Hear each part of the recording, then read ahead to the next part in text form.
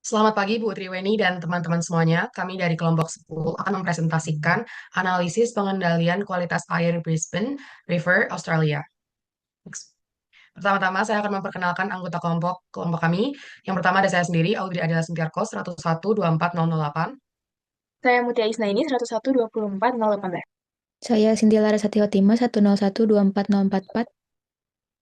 Saya Mumtaz Mahal Al-Ramanda 101240556. Air sangat vital bagi kehidupan. Sungai Brisbane dipantau melalui 6 parameter, klorofil, kekeruhan, suhu, oksigen terlarut, pH, dan konduktivitas.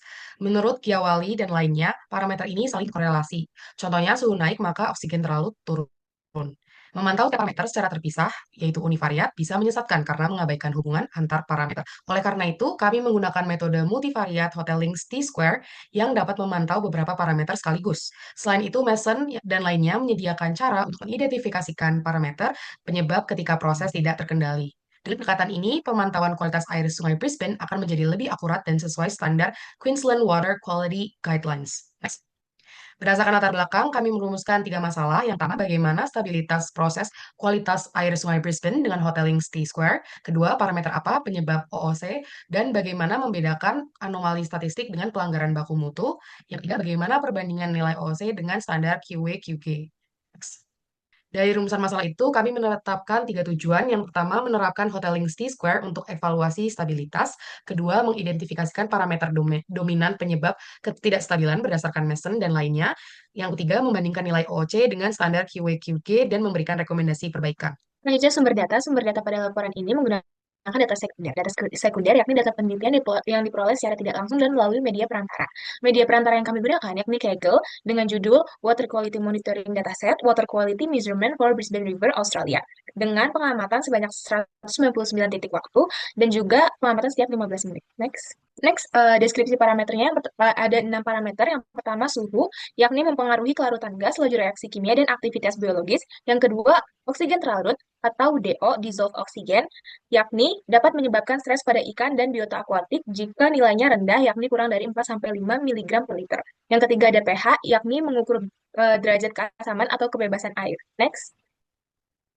Yang keempat ada spesifik kondukten, yakni mengukur kemampuan air untuk menghantarkan listrik. Yang kelima ada kekeruhan, yakni mengukur kekeruhan air akibat partikel tersuspensi seperti lumpur, tanah liat, atau fitoplankton. Yang keenam ada klorofil A, yakni indikator biomasa fitoplankton atau alga. Next, yakni langkah analisis. Yang pertama, analisis stabilitas multivarian dengan Hotelling T-square. Yang pertama dengan menghitung vektor rata-rata X dan matriks kovarian sampel S dari seluruh data. Lalu menghitung nilai statistik T-square untuk setiap pengamatan KI dengan rumus sebagai berikut.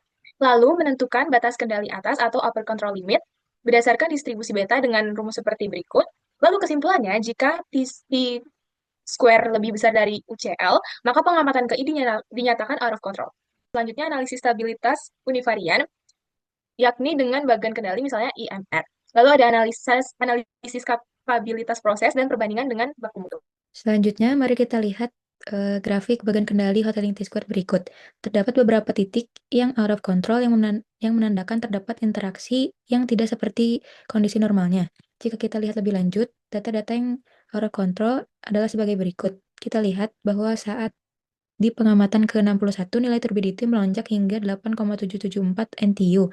Kemudian pada pengamatan ke-167 juga nilai klorofil melonjak hingga 5,2 yang melebihi batas baku mutu yaitu 4 mikrogram per liter. Selanjutnya mari kita lihat grafik IMR untuk pH. Grafik IMR pada pH ini merupakan out of control tetapi capable karena masih berada dalam ambang batas yaitu 7 sampai 8,4 sehingga masih aman untuk lingkungan. Secara keseluruhan, kualitas air di Brisbane River dikategorikan sangat baik meskipun terdapat 6 titik yang out of control karena kemungkinan besar out of control tersebut terjadi karena adanya hujan ataupun gangguan sensor saat yang bersifat temporal. Kesimpulannya, analisis kualitas air Sungai Brisbane dengan metode Hotelling berhasil mendeteksi beberapa anomali yang tidak terlihat pada metode univariat. Anomali ini dipengaruhi oleh perubahan parameter penting seperti oksigen terlarut, kekeruhan, suhu, dan klorofil A. Secara keseluruhan, metode multivariat efektif sebagai deteksi dini gangguan kualitas air. Next.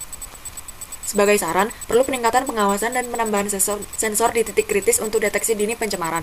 Penelitian selanjutnya disarankan menggunakan metode multivariat lain yang lebih sensitif, serta memastikan asumsi statistik terpenuhi. Secara umum, kombinasi teknologi sensor dan metode yang adaptif penting untuk pengelolaan kualitas air. Sekian dari kelompok kami, terima kasih.